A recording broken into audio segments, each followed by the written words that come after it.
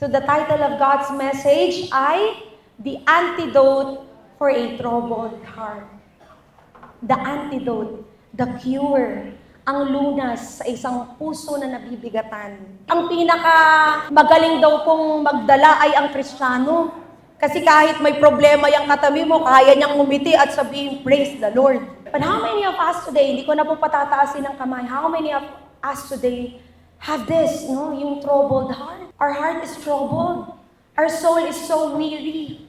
Yung nakadagan sa balikat natin, parang hindi na natin mabuhat sa sobrang bigat. Pwedeng pumasok tayo sa loob ng church at kumakaway, dala-dala natin yung pinakamaganda nating ngiti. But deep within us, we are so disturbed. We are so discouraged. We are distracted. We are going through a lot. At ito po yung pag-uusapan natin, no? At ang key verse po natin sa umagang ito, napakaganda po ng promise ni Lord sa Psalm 55 verse 22. Give your burdens to the Lord, and He will take care of you. He will not permit the godly to sleep and fall. Ang ganda po nung una pa lang, nakaka-empower ng puso. Give your burdens to the Lord. And I pray this morning that the Lord will really lift up, i-lift up niya po yung mga burdens na nagpapahirap sa atin.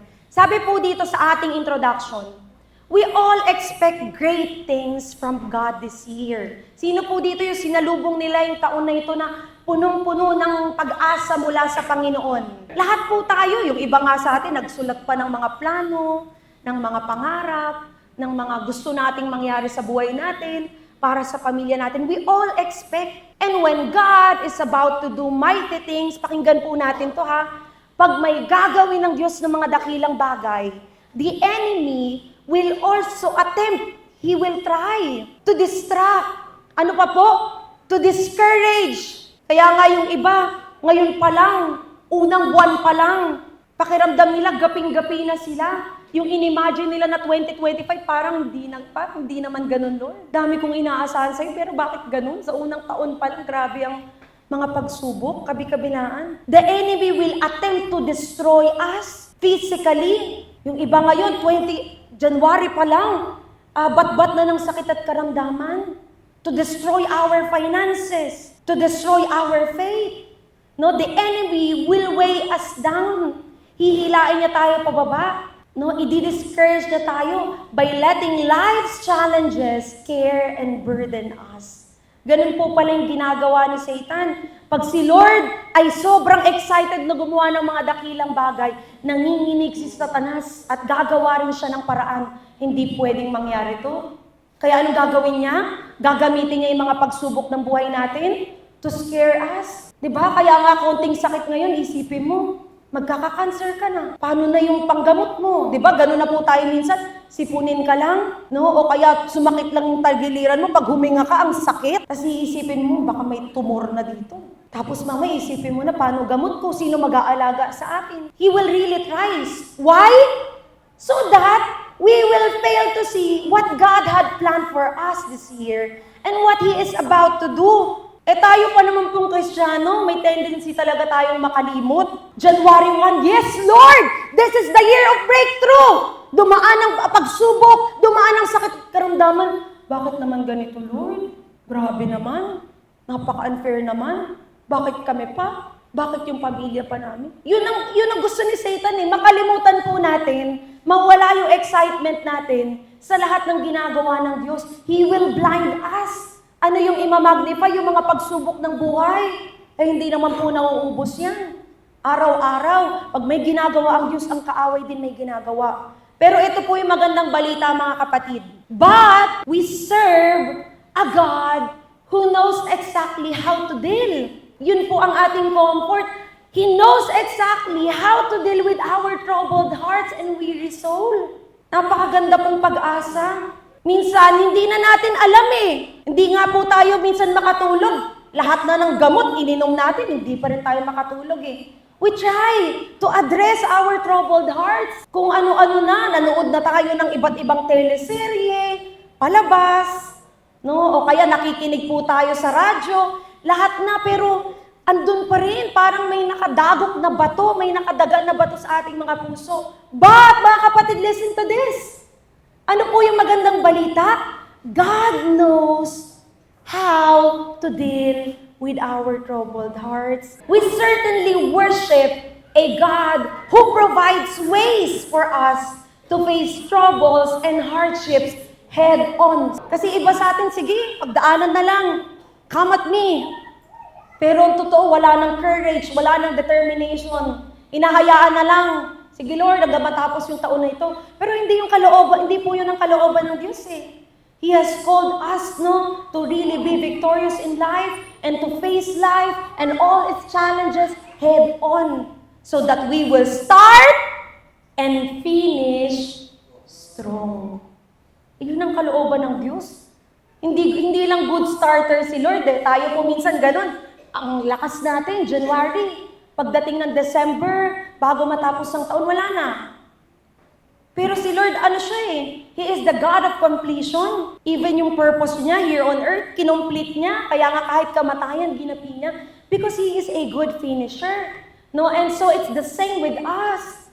Because God called us to start and finish strong. Kaya pala, ang Biblia, pag binuksan po natin, napakayaman sa mga pangako. Kung paano ba tayong makakatawid mula sa buhay na punong-puno ng pagsubok. Mula dun sa puso na parang di ko na kaya, no? Paano ba tayong makakatawid mula dun sa napakadilim na bahagi ng buhay natin, patungo dun sa buhay na punong-puno ng pag-asa?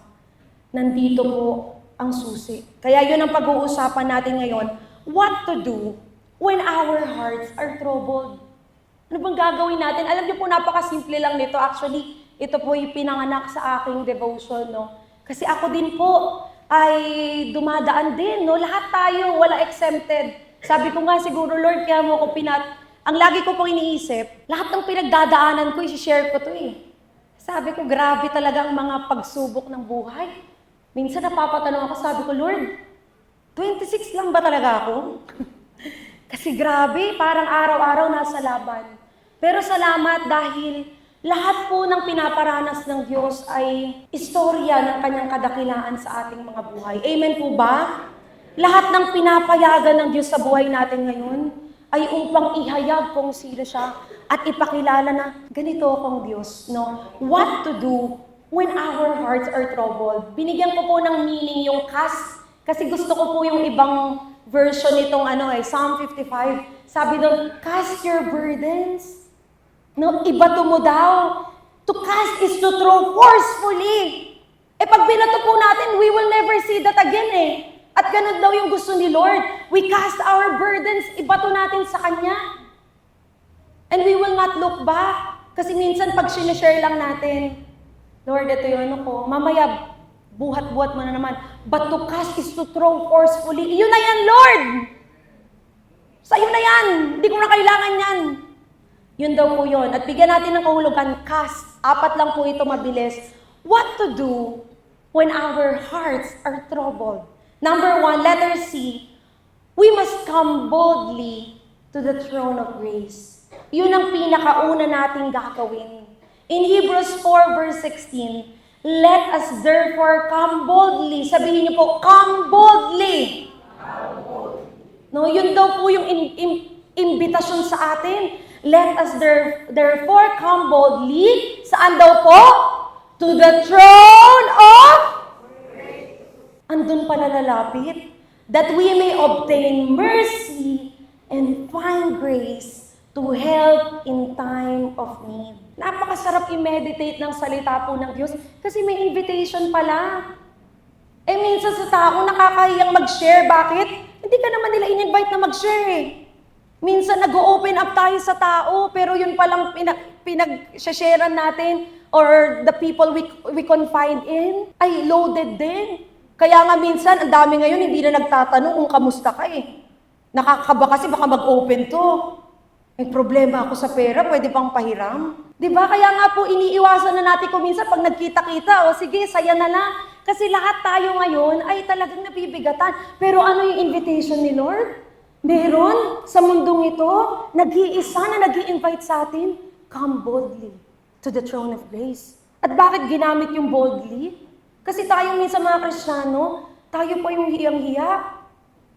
Anak ka ng Diyos eh. Lord, pwede bang pahingi naman ito? Pwede, Lord, kahit konti lang. Ano yung paanyaya ng salita ng Diyos? Come boldly, come confidently, come courageously. Bakit tatay mo to? At ang maganda doon, tayo kasi minsan paglalapit sa tao, wala namang solusyon. Minsan pag nag-open ka, ako nga rin eh. O di, pareho na kayong problemado. Ay, mas malala pa dyan yung problema ko, sister. Walang-wala yang iyo. Kaya minsan hindi tayo makapag-open. Pero ano daw? Pag lumapit daw po tayo sa Diyos, what can we obtain? Mercy and grace. Ang ganda eh. Pag lumapit tayo sa Kanya, when we confide in the Lord, may tatanggapin tayo. Ano daw po yung mercy and grace na to? Tutulungan daw po tayo in times of need, in times of trouble.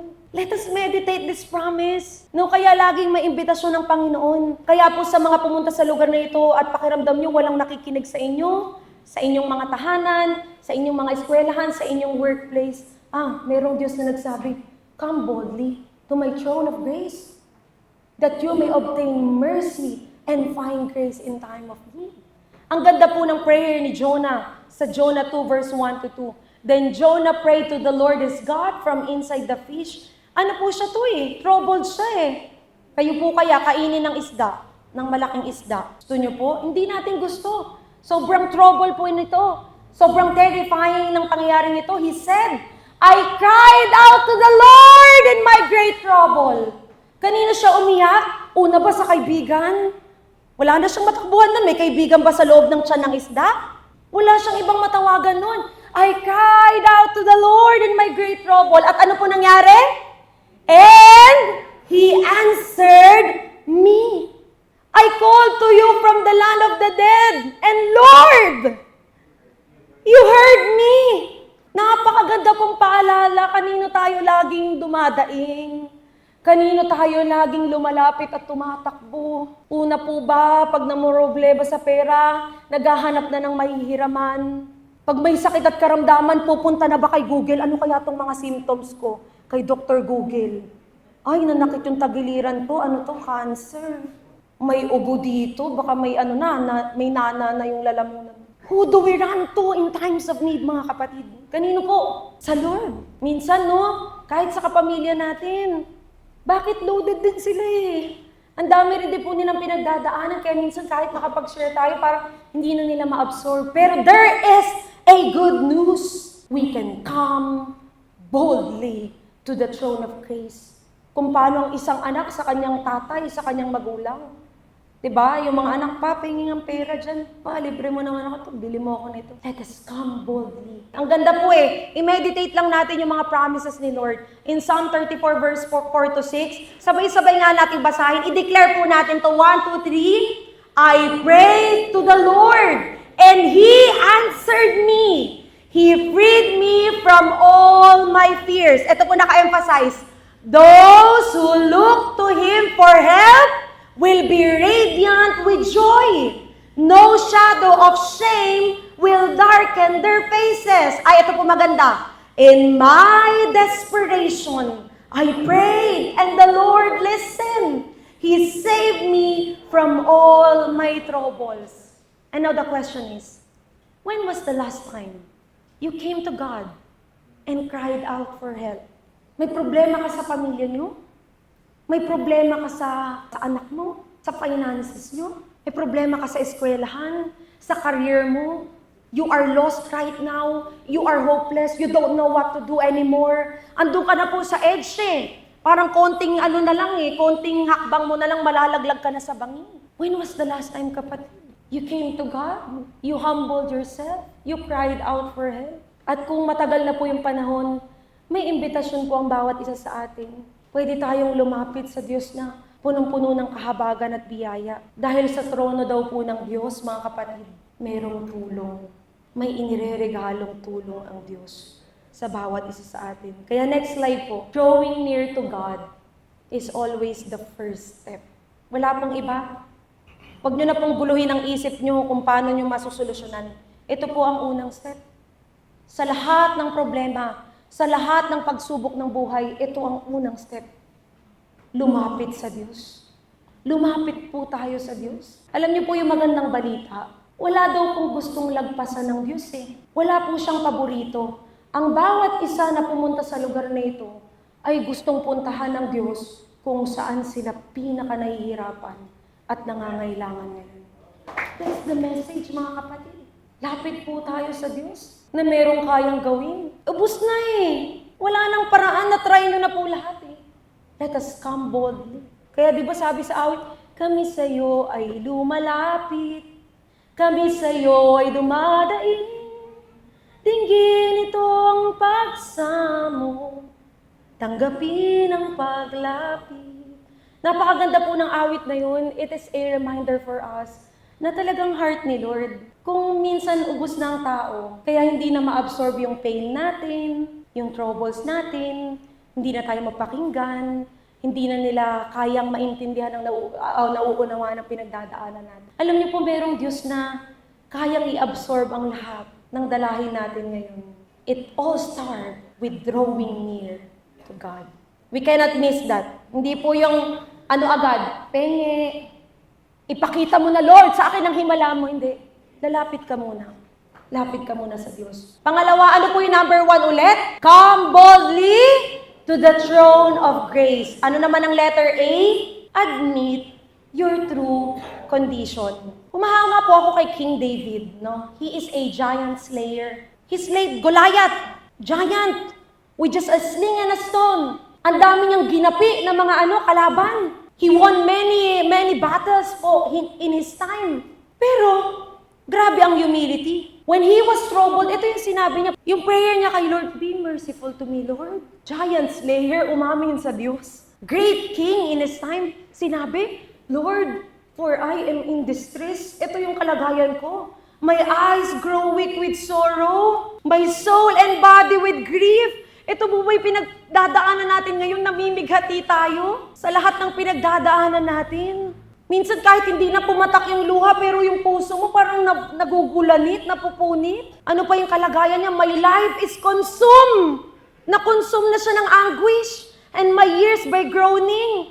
Ang isang malakas na hari, sabi, my strength fails because of my affliction, and my bones grow weak because of all my enemies. I am the utter contempt of my neighbors and an object of dread to my closest friends. Imagine po natin kung paano siya umamin sa Panginoon during that time. Napakatapang na hari, kahit nga giant, ginapi niya. Pero ito yung kalagayan niya. Those who see me on the street flee from me. Yung last po, ano yung sabi niya? I am forgotten as though I were dead. I have become like broken pottery. Inamin niya. Tayo po kaya, kailan tayo aamin sa Diyos? Ang hirap po kung minsan umamin sa tao, Kung pwede nating laging ipakita na okay tayo, lalo na sa social media. Kaya nga ang dami nagpo-post, parang ang saya ng kanilang buhay eh. Because that is what we want to project. That is what we want people to believe, that we are okay. Masaya ang pamilya, maganda ang trabaho, maganda yung takbo ng buhay, takbo ng negosyo. That is what we want to project eh. Kasi may tendency talaga tayong mga tao, mga kapatid, listen to this. Gusto natin ikubli. Nahihiya tayong aminin.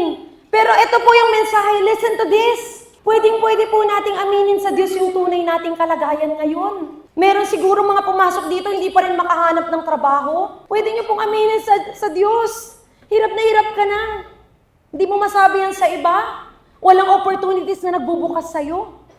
Meron po dito, baon na sa utang. Wala naman po sigurong gusto mag-share dito. Gusto mo bang i-share sa katabi mo na baon ka sa utang?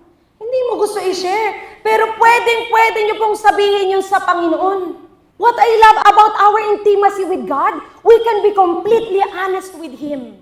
You can be completely honest with how you feel. Pwede mong sabihin kay Lord, Panginoon, pagod na ako. Siguro yung iba po dito sa ministry, pagod na, pero hindi nila maamin. Kasi life group leaders sila.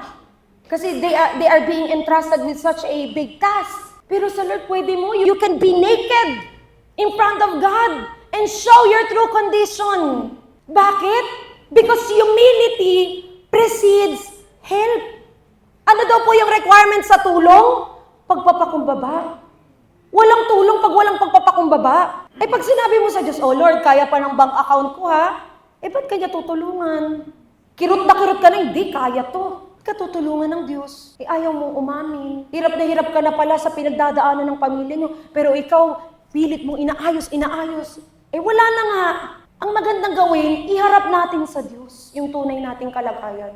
Kung may mga personal struggles ka ngayon sa faith mo kay Lord, ang dami mong questions, you can be completely honest with the Lord. Ang maganda kay Lord, hindi siya judger. Di ba sa social media, just one click, judge ka na ng mga tao. Because all people are like that. We have the tendency to conclude, ganito siguro siya, no? Siguro ganyan ang buhay niya. Pero alam niyo po ang maganda kay Lord, sa yaman ng pag-ibig niya, pag lumapit ka, hindi ka niya titignan dun sa kahinaan mo. Titignan ka niya dun sa pangangailangan mo. At dun ka niya aabutin. Humility precedes help. Sige po yung malakas na palakpak.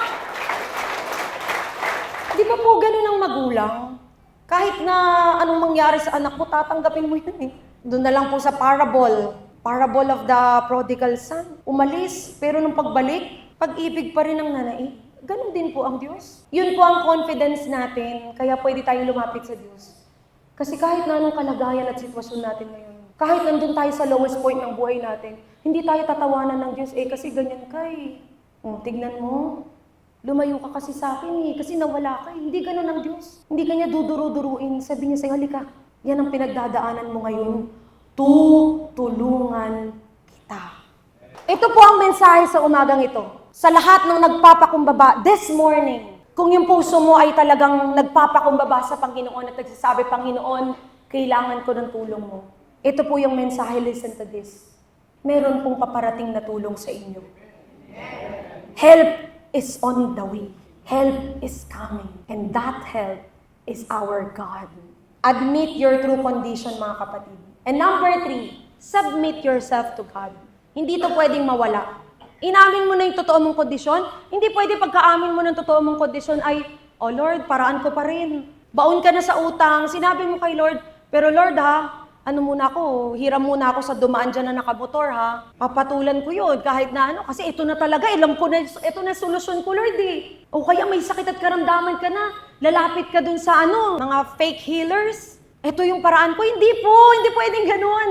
Pag lumapit tayo sa Diyos, pag inamin natin ang totoo nating kalagayan, ang susunod po niya na i-surrender. Ipagkatiwala natin sa Diyos ang buhay natin. At ano daw po yung kasama dun sa buhay? Ano yung ine-encompass doon? Our will. Sabihin natin, my will. Sunod, my ways. Pangatlo, my wisdom.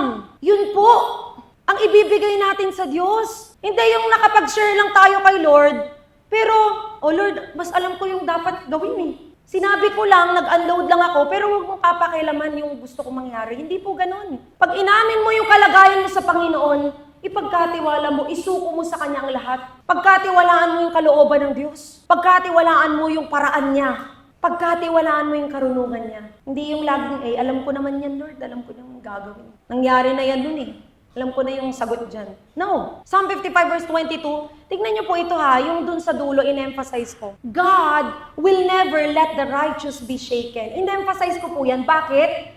Nung minimeditate ko po itong devotion ko, dito ko na-realize na ang pangako pong ito ng Panginoon is exclusive to those who live according to God's will and ways. Hindi po ito para sa lahat. Alam niyo po ba yun? Hindi ito para sa lahat. No, meron yung mga hindi nakakilala sa Diyos, hindi nabubuhay according to His will.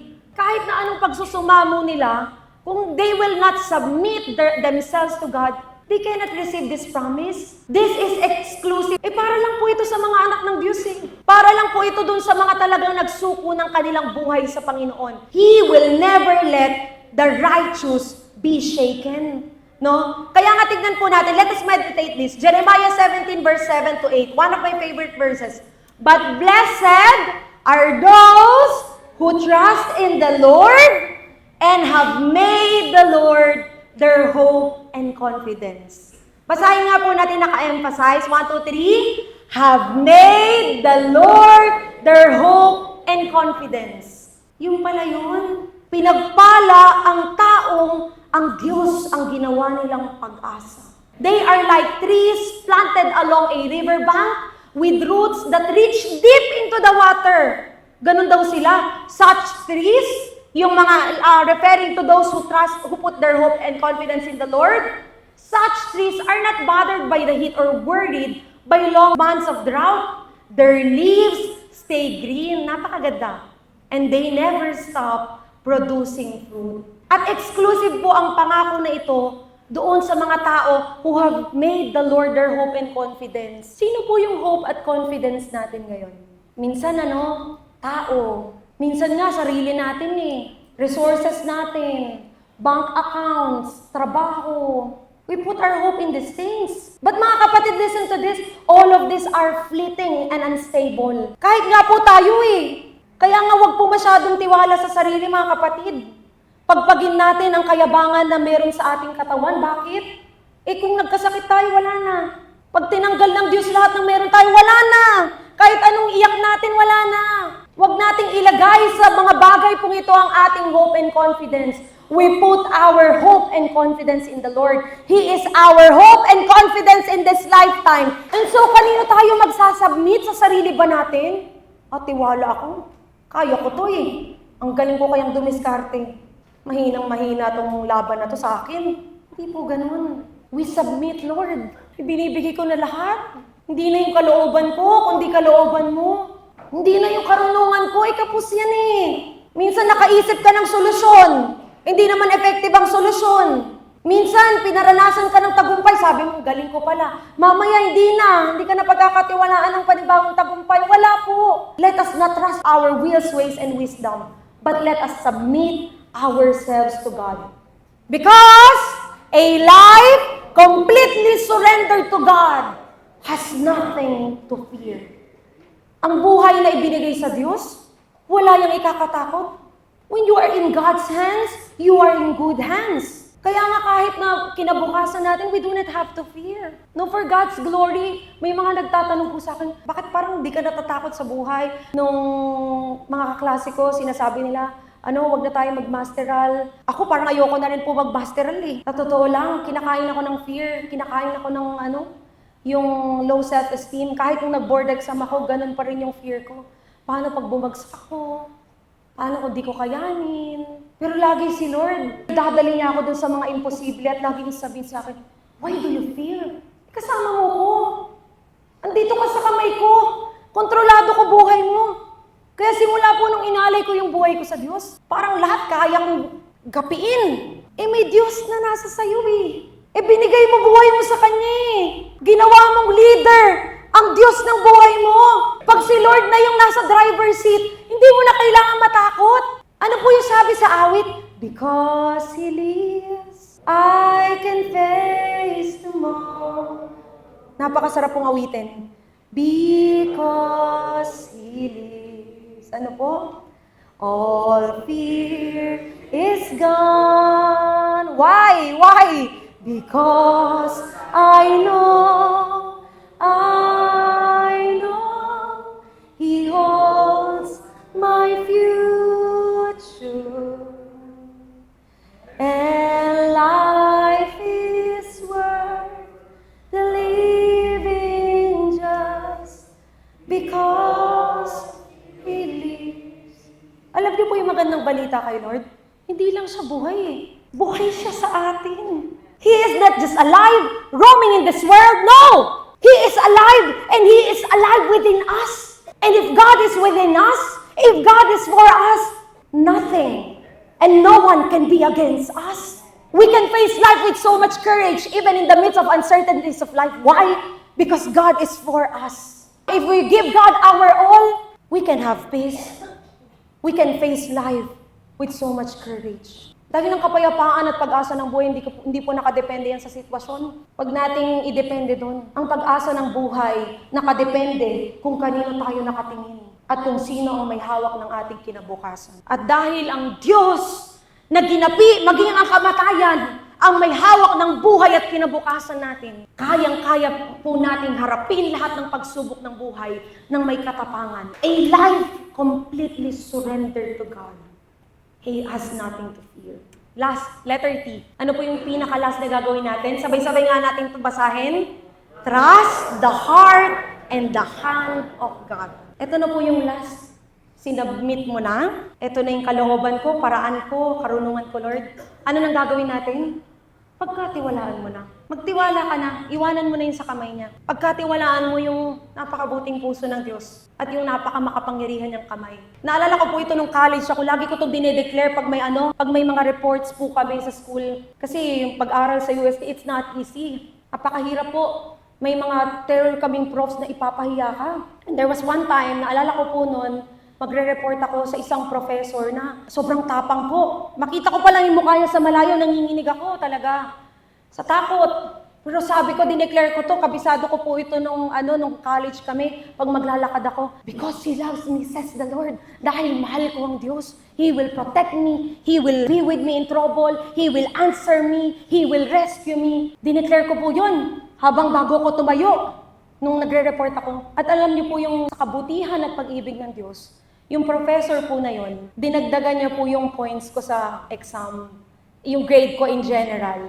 Kasi natuwa po siya sa report. At ibinibigay niya lang po yung special favor na yun sa mga reports na nagugustuhan niya. In-announce niya yun eh. Yung in-announce niya yung mga names, ilan lang po kami nun, sir, the students, na bibigyan ko ng mga special points at idadagdag sa card. Sabi ko, Lord, kailangan ko ng special points din sa card kasi may tina-target akong grade. At doon po natin makikita, I will rescue those who love me. Totoo eh. I will protect those who trust in my name. Ang ganda. When they call on me, I will answer. I will be with them in trouble. I will rescue and honor them. At kanino lang daw po yung pangako na ito? Those who trust in my name. I will reward them. Hindi ka lang pala ililigtas ng Diyos sa lahat ng sakuna. Bibigyan ka pa daw niya ng isang buhay na masagana, mahaba, at ipagkakaloob niya yung kaligtasan. Kaligtasan lang po ba sa eternal damnation? No! Kaligtasan dito sa lupa. Kaya nga minsan kahit na yung pwede ka nang hagipin ng sasakyan, the Lord is sparing you, the Lord is protecting you. Amen po ba? Pa-bankrupt na ang inyong finances, pero mamaya mag-o-open si Lord the opportunities for you. Ganun ang Diyos eh. Bakit? Iingatan ko ang lahat ng nagtitiwala sa akin. Iingatan ko ang finances mo, iingatan ko ang kalusugan mo, kaya minsan kahit magkasakit, mamaya gagaling din. Dahil pangako po ito ng Panginoon. And the word of the Lord is His integrity. He cannot violate His covenant. He cannot violate His word. I will protect those who trust in my name. At pag tumawag yan sa akin, ano daw gagawin ng Diyos? Sasagutin niya, I will answer. Ang ganda eh. Kaya i-meditate po natin mga kapatid. I-meditate natin yung mga promises ni Lord. Trust the heart. Pagkatiwalaan natin yung puso. Napakabuti ng puso ng Diyos. Ilang beses na po sa ating mga buhay na pinatunayan ng Diyos yung kalakihan niya. Napakarami ng pagkakataon, amen po ba? Maraming pagkakataon sa buhay natin yung sobrang gulo, pero nakita natin yung kamay ng Diyos na inaayos niya. Maraming pagkakataon yung namimilipit ka na sakit at karamdaman, pero hinipo ka ng Diyos doon, pinagaling ka niya. Dami na pong storya. And the Lord is inviting us to really trust the heart of God. Sabi po dito, next slide, to conquer life's giants and overcome troubles, we need not more strength. We need not more power. We need not more resources. No! We need the unwavering faith in God's unfailing love and sovereignty. Hindi po natin kailangan, Lord, make me stronger. Gawin mo ako mas mayaman. Gawin mo akong mas matanyag, Lord. Minsan yung mga bagay pa po na yun yung nakakapagpayabang sa atin eh. Kaya hindi natin kailangan yung mga yun. Bonus lang yun ang buhay. Kasama yun sa plano ng Diyos. He came that we may have life and have it to the full. Pero hindi yun ang ultimate purpose, Lord. Para mapagtagumpayan ko, sige na Lord, bigyan mo ko ng 1 billion, 1 zillion. Hindi po yun eh. Unwavering faith in God's unfailing love and sovereignty. There was a time, mga bata pa po kami noon ng ate ko. Yan. Natatawa na lang po kami pag pinagkikwentuhan namin yun. May time po na sobrang worried ako sa buhay. Sobrang worried ako sa future ko. Ganun po ako simula bata, parang overthinker ako. Paano ako mabubuhay, ba ganyan, anong gagawin ko, dat magtrabaho na ako, ganun. Tapos po, nung pagka-graduate, pareho kaming waiting pa. Tapos si ate nun, naalala ko nun habang kumakain kami, Ano lang po siya, talagang chill lang siya. Kung gaano ako ka-anxious, siya naman ganun lang ka-chill. So, nanonood lang siya, the usual morning routine of my sister. Kakain siya ng Coco Crunch niya, tapos nanonood siya sa sa iPad niya ng Netflix, ganyan. Nanonood siya ng mga videos. Tapos chill lang siya, tapos kanta-kanta pa. Tapos sabi ko sa kanya, ate, hindi ka ba kinakabahan? Paano kung wala ka ng kainin bukas? Ganon. Kasi ako inisip ko na kailangan kong magkatrabaho para makaipon ako, para makakain ako, para mabili ko gusto ko. Tapos alam niyo po yung sabi sa akin ni ate, and eto nag-leave na to sa akin ng Mark, moving forward in life. Sabi niya, ba't ako matatakot? Andiyan naman sila papa. Tapos alam niyo po, the Lord spoke to my heart. Yan ng earthly father, earthly mother, yung earthly parents.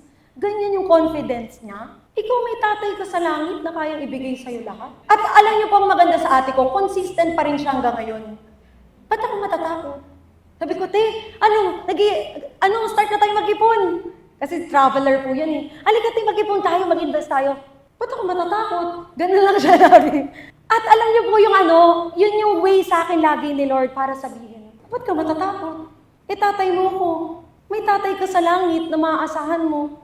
Siya nga po sa earthly parents niya lang na minsan ay may limitasyon din. Pero ang Diyos, sabi po ng pangako ng Diyos, ang Diyos na nagkakalob ng lahat ng bagay, kahit nga daw ang nag-iisa niyang bugtong na anak, hindi niya winithhold, but He graciously gives us all things. Ganun ang Diyos Ganun ang tatay mo, sabihin mo sa katabi mo, ganun ang tatay mo. Pwede niya nga ipagdamot yung anak niya, pinakamamahal niyang anak, nag-iisang anak. Anak ng hari, anak ng may-ari ng langit at lupa, pwede niyong ipagkait sa atin at hayaan tayong masunog sa impyerno. But no! In His great love and mercy, He graciously gave all things, including His Son. Bakit? Sa ating finite mind, bakit hindi pagkakalob ng Diyos? Ano man ang pangangailangan natin ngayon? Kaayusan sa loob ng pamilya? Provision ng Panginoon sa lahat ng gastusin nyo, responsibilidad natin? Bakit? Hindi ipagkakaloob ng Diyos. Sa lahat ng may matitinding sakit at karamdaman na pumunta po sa umagang ito, bakit hindi iririgalo ng Diyos ang kagalingan? Tiniis niya lahat ng hirap sa krus ng Kalbaryo. Binatbat niya nga. He carried, He bore it all. Para daw po sa bawat latay, sa bawat hagupit, daw po, tayo ay mapagaling na. Tiniis niya nga daw po lahat ng kahirapan Bakit? Para hindi na tayo maghirap. Para dito sa lupa, we experience the abundance that God has prepared for us. Why wouldn't we trust the heart, the unfailing love of God, and the sovereignty of God? Bakit hindi mo pagkakatiwalaan ang Diyos na nagmamahal sa iyo, ang Diyos na gumagawa ng mga dakilang bagay sa buhay natin? And so this is the last. Trust the heart and the hand of God. I-let go po natin yung mga troubles natin sa Panginoon. At pagkatiwalaan natin, nung sabi yung devotion ko po kahapon, if you believe, you will receive whatever you ask for and believe. Biruin mo, hindi pala kailangan ng Diyos. O kailangan pag lumapit ka sa akin, magaling ka ha, mayaman ka ha, matalino ka, hindi. Ano yung requirement lang ng Diyos? Maniwala ka lang. If you believe. Do you believe? Do you believe in what God can do in your life? Naniniwala po ba tayong may magagawa ang Diyos sa pinakamadilim na bahagi ng buhay natin ngayon? Naniniwala po ba tayo na kahit ubos na ang solusyon natin, marami pa ring paraan ng Diyos? Naniniwala po ba tayo that even right at this moment, God is at work? If you believe, you will receive whatever you ask for in prayer. And I want to end with this. Sa mga troubled hearts, napakaganda ng divine invitation ni Lord. Then Jesus said, "Come to me, all of you who are weary and carry heavy burdens, and I will give you rest." Wow. Take my yoke, palit tayo. Upon you, let me teach you, because I am humble and gentle at heart, and you will find rest for your souls. For my yoke is easy to bear, and the burden I give you is light. What a wonderful promise. Yakapin po natin ito. Let us accept the divine invitation of Jesus. For in Him, we will find rest for our weary soul and troubled hearts. Wala pong makakapagpayapa. Tingin po kayo dito sa akin, mga kapatid. Walang makakapagpayapa sa puso na yun, kundi ang Panginoon. Not resources, not our achievements, Hindi. Mapaparang lahat yun. Lahat ng mga tinatangkilik natin ngayon, mapaparang everything will fade away. Huwag nating asahan yun, mga kapatid. Isang iglap pwedeng wala na. Bawiin ng Diyos. Opportunities, bawiin ng Diyos. Jesus tayo lumapit. Siya lang yung kayang magpawi ng lahat ng pangamba.